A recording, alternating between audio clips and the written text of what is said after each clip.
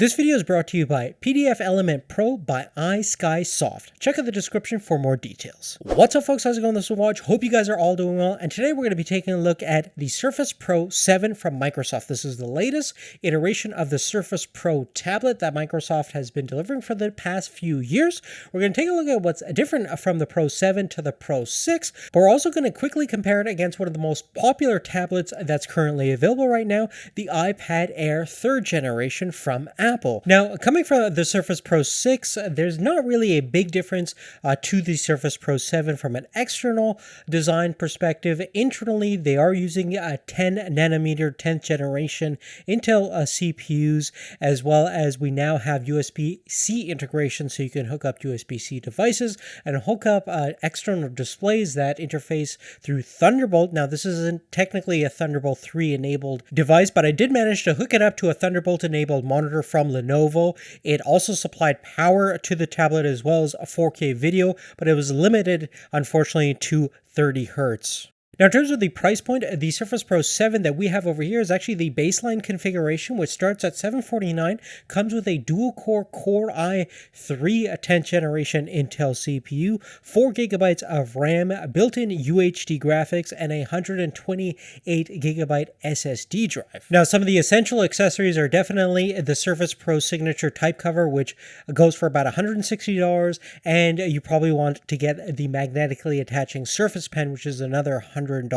So you're probably going to add in another $260 worth of accessories in order to make this thing a full laptop replacement. Now, we could have certainly compared the Surface Pro 7 to the iPad Pro, but we're going to save that for the new Surface Pro X comparison coming up very, very soon. But from a price perspective, the iPad 3rd generation starts at around $499, and it's about the same price to get the Apple Pencil and Smart Keyboard attachment, about another $260. So you're looking at about $150 difference between the two, and each setup inherently have their own advantages and disadvantages that we'll get into. But before we do, we have to mention our sponsor for this video that made this video possible, PDFelement Pro by iSkySoft. Now, if you're like me and work with a lot of PDF files on a day-to-day basis, you know how frustrating it can be to edit, sign, and date your documents appropriately. And with PDFelement Pro, not only do you unlock the capability of fully editing and customizing your PDF files to your specific needs, but you can also convert them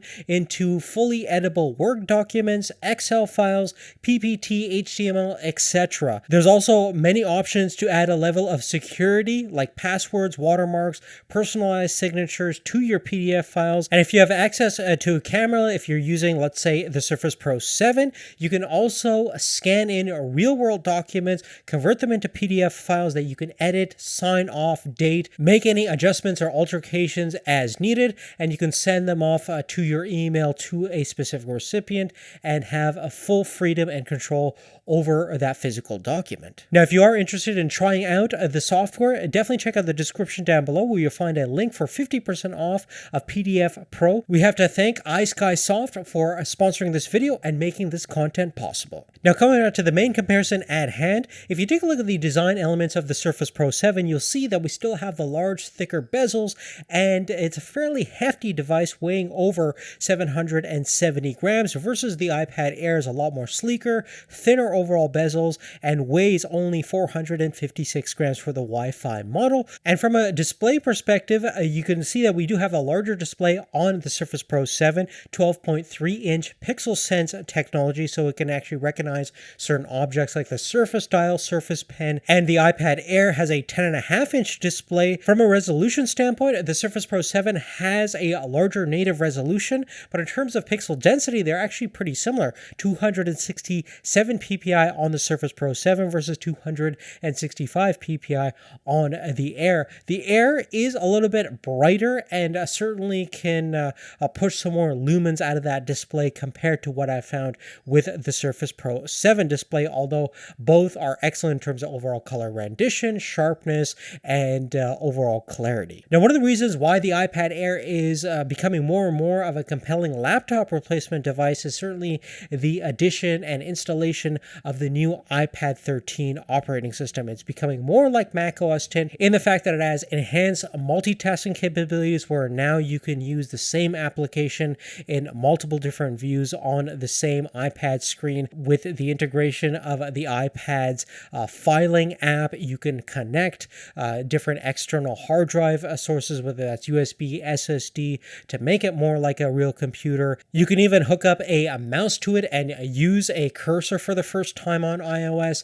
And obviously with a smart keyboard, you have a more complete laptop solution-like package. But of course, compared to the Surface tablet, which is running the full Windows 10 operating system, there is absolutely no limitation, and really it is already a fully functional laptop replacement device and has been for the past couple of years. That being said, from an internal perspective, the processor that we have on the Surface Pro 7, the i3 specifically for the baseline model, is actually quite low in performance. In fact, the Apple A12 Bionic that's in the air is slightly faster. Now, although we're using different operating systems and slightly different metrics, if you take a look at the Geekbench benchmark from a single core perspective, we're getting a similar performance, around 1100 points on both platforms. But in terms of the multi-core performance, since we're using a 6-core CPU configuration on the Apple A12, we're getting just under 3000 points compared to 2300 points with our dual-core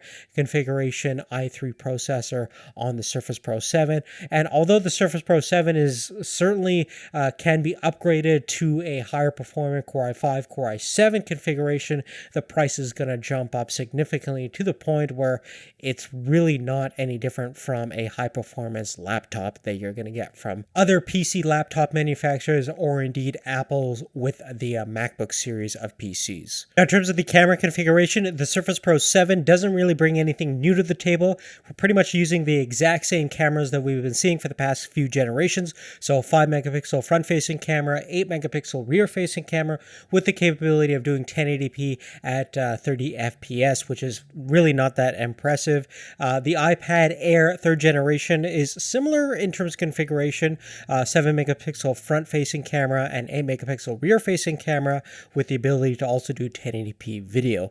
Now, lastly, let's talk about one of the biggest drawbacks on the Surface Pro 7, and that is the battery performance. Funny enough, compared to the previous version, Surface Pro 6, based on our experience, we're actually suffering in terms of battery performance, even though we have the same capacity, about 45 watt-hour battery on the 7, which is the same as the previous version. But last year we did a video playback test, and we got a total runtime about 13 hours and 21 minutes, versus this year on this exact model with the exact same scenario, we only got about 8 hours and 19 minutes. In the same exact scenario, the iPad Air comparatively got 9 hours and 52 minutes. So in terms of battery performance, for whatever reason, the new generation is not as good as the previous one, and certainly not as good as the iPad Air. And perhaps there's some hardware efficiencies that Microsoft may address with firmware or software updates, but most likely that's not going to be the case. Unfortunately, for whatever reason, this new generation is not that great in terms of battery performance. But besides that, guys, that's really it. Now, in terms of the general comparison between the iPad Air versus the Surface Pro 7, from a price perspective, I think definitely the iPad Air is bringing a lot to the table in terms of value. It's still not a full laptop replacement that's going to replace a MacBook or a Windows PC laptop like the Surface Pro 7 will. And certainly if you get the upper end specification Core i5, Core i7 models, you'll pretty much address all the hardware concerns that we had with this baseline configuration. Of course, you're going to have to be paying another $200, $300, $400, $500 for those upgrades, but maybe worth it in the long run. Now, currently, we're testing the new Microsoft Surface Pro X, which is going to be mainly competing against the iPad Pro. So we're going to do a upcoming comparison, which is going to be super exciting. Very excited to bring that content out to you guys. In the meantime, please like this video. Make sure you have notifications turned on, and I want to give a huge shout out to our sponsor, iSkySoft. Check out the description to get 50% off of a PDFelement Pro. And if you want the ultimate PDF editor right at your fingertips, it's an awesome solution. Without them, this video wouldn't be possible, and indeed your support. Thanks again for watching, and we'll see you later. Take care.